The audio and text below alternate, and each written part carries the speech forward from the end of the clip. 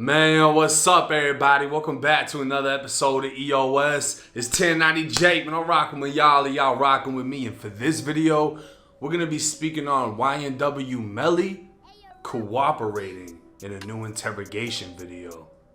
October 19th, 2015. The Vero Beach Police Department received a call for a group of teens gathering outside of a restaurant near Vero Beach High. Shortly after, a single gunshot went off. The school, which just dismissed its students 15 minutes prior to the shooting, was placed on lockdown as officers arrived on scene.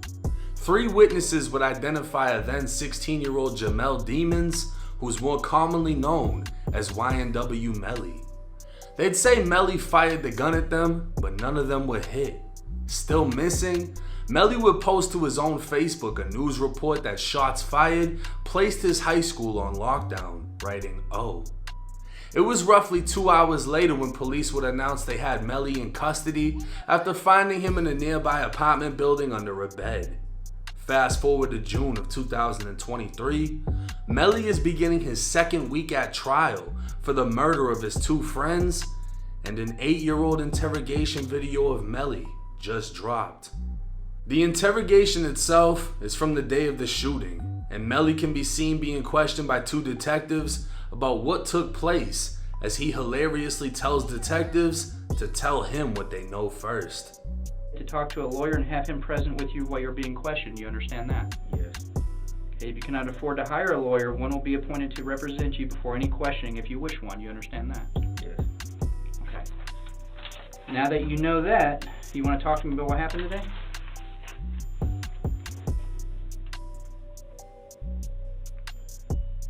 Tell me what y'all know first. That's not the way it works, brother. Obviously, no. I mean, we wouldn't be talking to you if we didn't know what happened. But I need you to tell me the honest truth. I'm here to help you, believe it or not. Mm-hmm. I know you don't believe me, but Shit went down so fast. what happened? Melly would say they'd been messing with him and spotted him by the Plum Tomato restaurant as he was going to get his food. He'd say it was a total of 8 people and someone pulled a gun out, so he ran to the blue apartments he'd later be found hiding in. When asked who pulled the gun, Melly initially said, "I don't know," but when the detective asked if he shot in self-defense, Melly became more cooperative and even gave a name. If you shot in self-defense or something, you need to let us know. I did. What happened? Somebody at the Plum Tomato pulled out a gun on me. Who? One of the kids. Somebody you go to school with? Yeah. Same grade? Yeah. What's he go by? I think he goes to the alternative. Alright, what's his street name? I know his last name, Gillespie. Gillespie? Okay. What kind of gun was it? 38 revolver.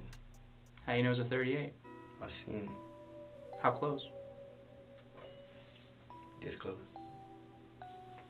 While Melly was asked for the street name of who pulled the gun, Melly gave the teen's last name, Gillespie. He was referring to Quintravious Gillespie, a then 17-year-old who went by the name Vontae. Melly would initially say he ran away when Vontae aimed a gun at him.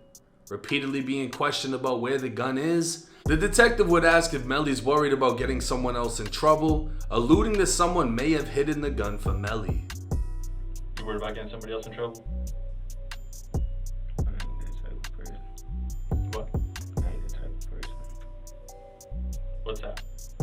I can't tell nobody else. Somebody else? Did somebody else throw the gun in the river for you? Mm-mm. Did you throw the gun in the river? Melly would change his initial story, now saying Vontae tried to shoot him, and when Vontae pulled the gun, he snatched it. But knowing they had more guns, he ran to the apartments before firing off a shot. That's when Melly clarified to detectives he had no gun of his own, that he in fact fired the gun he took from Vontae.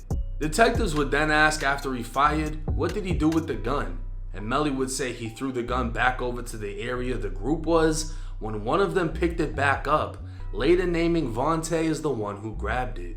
Detectives didn't believe him, and Melly, who felt he may face more charges if he gave up the location of the gun, eventually did tell detectives where he hid it, according to news reports from the following day. Melly would be charged with 3 counts of aggravated assault with a deadly weapon and 1 count of discharging a firearm in public. Bortland would post a picture of Melly to Facebook the same day, saying "slick ass," and Melly would later be sentenced to a juvenile program. As for Vontae, an FDLE search would show Vontae was arrested that same day, but for trespassing and violating his probation.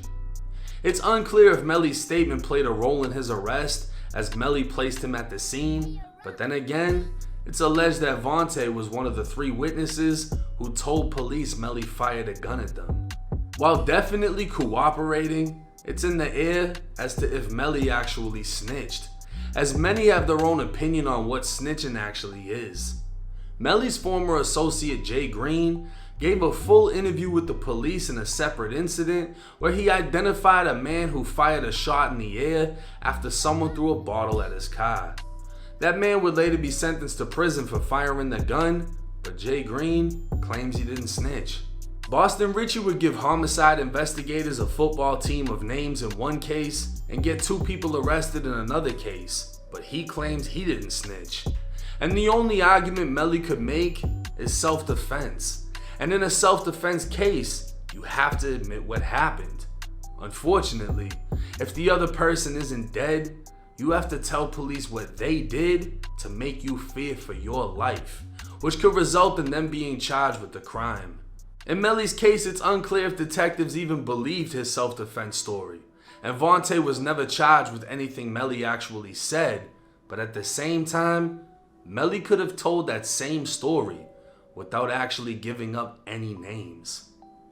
Now with this one, I had to look into it, right? I had to find out if the name Melly gave was a real person, because people will give all type of names and then try to say that they were fake names.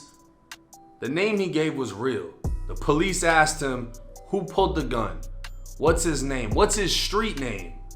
Melly gives him his last name. Identifies the person, right? Melly cooperated 100%. He fucked up when he gave them that name. Because cooperation is as simple as you get pulled over, license and registration, and you give it to them. You're cooperating. They're asking him questions, he's answering.